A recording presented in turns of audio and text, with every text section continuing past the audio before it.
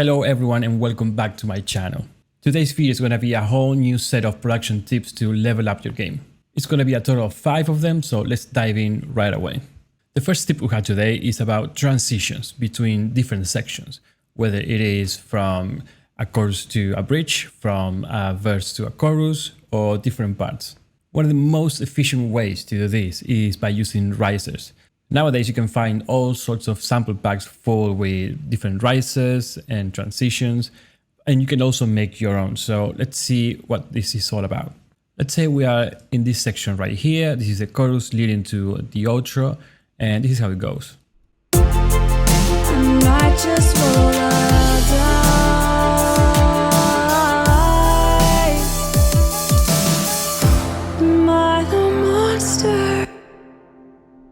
As you can hear, we transition from the chorus to an outro, and it's alright, it works. You know, the hi-hat here is going louder and louder, so it's giving us some sense of something is coming up, but it's not quite cutting it.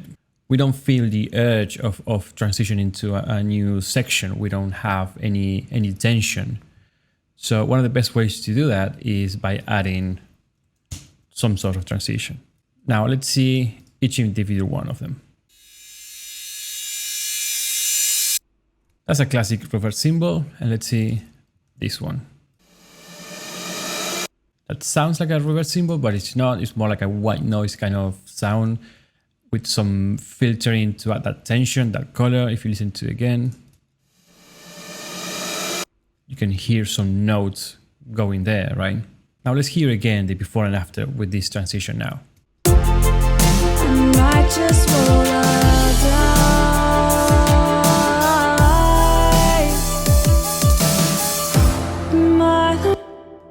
Now let's try with them.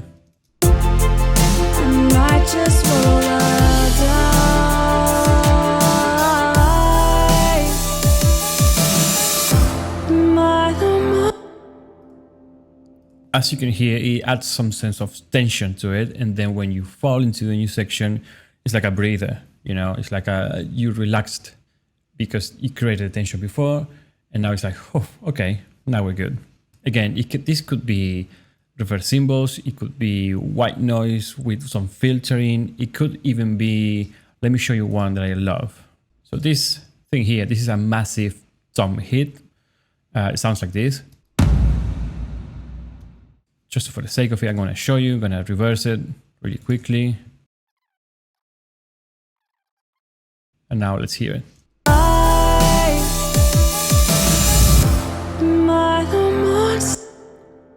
Now, obviously, you can add all sorts of effects to it, like more reverb and distortion and whatnot.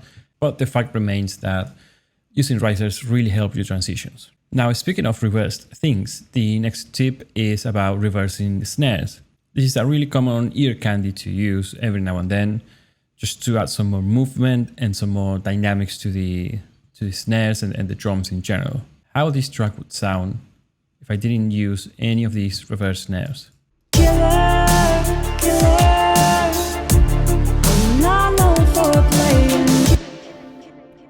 Doesn't sound bad, but let's try it with this now.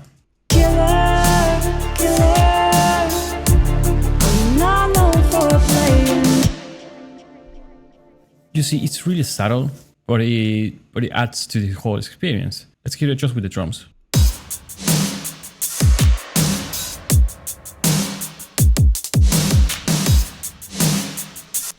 It's not a transition, but it's like an ear candy to have every now and then. As you can see, I'm not doing it all the time. It's just every now and then. If you do it all the time, it's going to be tiresome and it's going to lose the uniqueness of it. Now, the next tip is about layering your instruments. One of the biggest mistakes we all make when we're starting out doing production is we want everything to sound huge and massive and full with sounds and harmonies and everything. So we start throwing layers of strings and pads and everything at it. And in reality, it just ends up being a whole mess. It's really hard to mix. And if you send it to a mix engineer, they're probably going to start deleting things that there's no need. The reason for that is there's only so much information that can go through the frequency spectrum. So let's say you grab an EQ and it's You know, it goes from 20 to 20K, and most of the sounds are going to be pretty much between 200 and 12K, 15K, most of it. So if you start adding sounds, they're going to start competing for each other, and you won't have clear vocals or clear kick or clear snares or anything. You know, it's going to be just a ball of sound. So in order to prevent that, the best advice is to always be aware of what layers do you use and to layer with purpose, not just for the sake of it. Now let's hear this chorus for just a tiny bit. With this romance, let's change our whole perception of what it's meant to be. Let's go out into the light. I promise you will see. Now let's dissect this a little bit, because when we talk about layers, it's not just pads and strings, it's the whole instrumentation. So of course we have the drums, like usual, we have the bass, and I want to focus on these instruments here, which I'm doing most of the layer. I try to have one instrument playing one section of the frequency spectrum. So the whole layering starts with these clean guitars, to be honest. And let's see which part of the EQ is using mostly.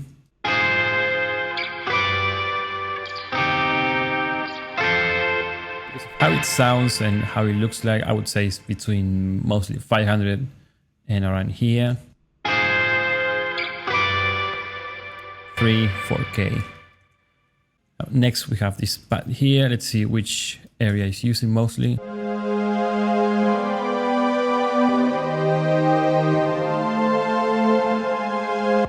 Looks like between 400 and 2K, give or take, mostly. Then we have this block.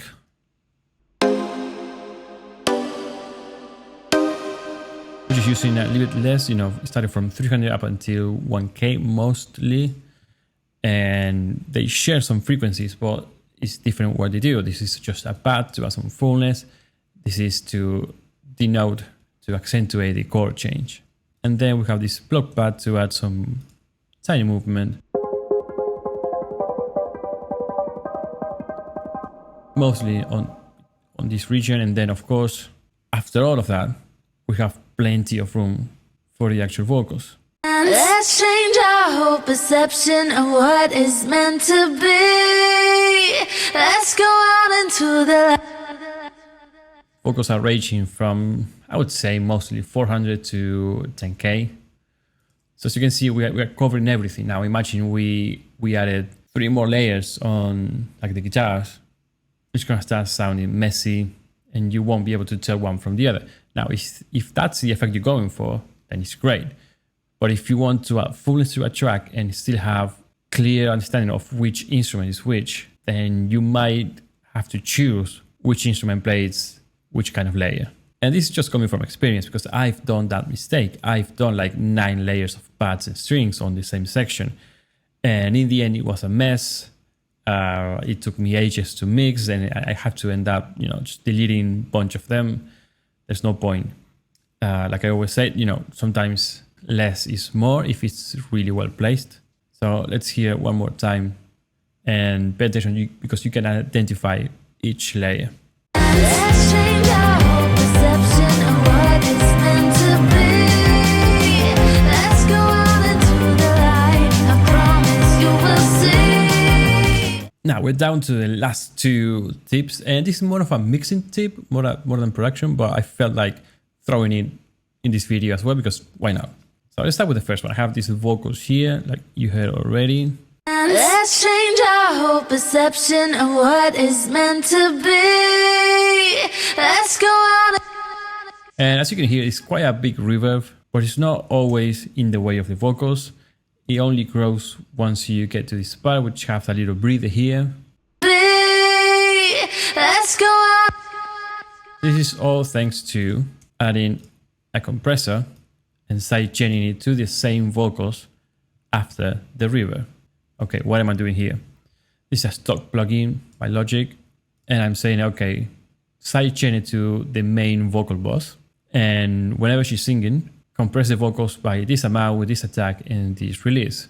It's like I'm writing the fader, it's like I'm lowering the level of the actual reverb, and then when she stops singing, I increase the volume. Let's give it a listen without the compression.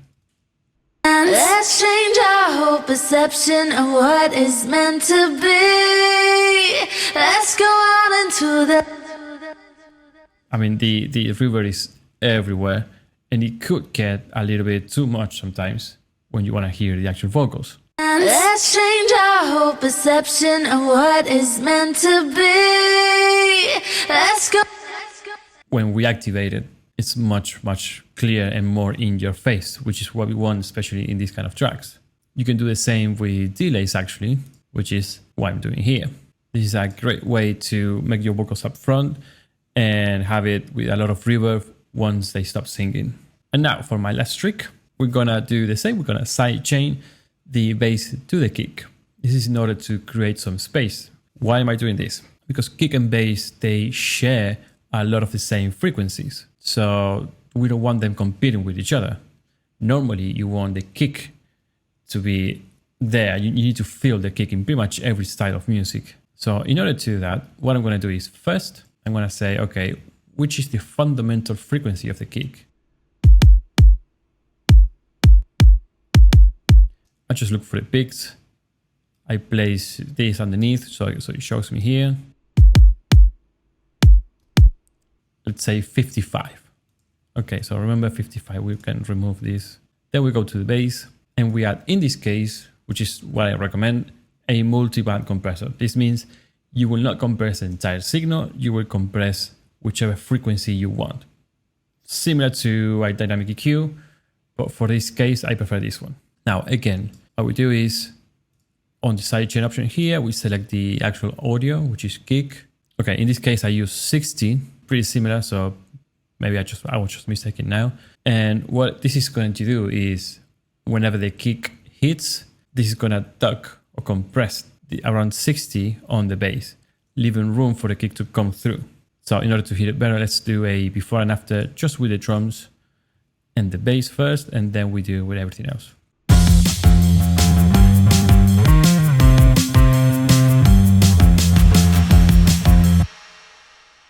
Now let's try it with.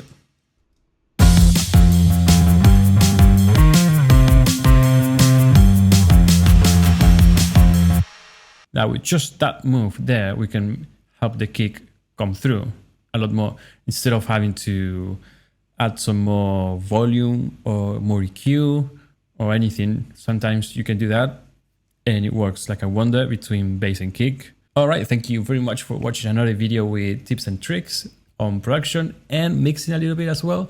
I do hope you find it useful. If you did, don't forget to like and subscribe. And if you want any questions or you want any kind of video, just drop a comment and let me know. See you next time.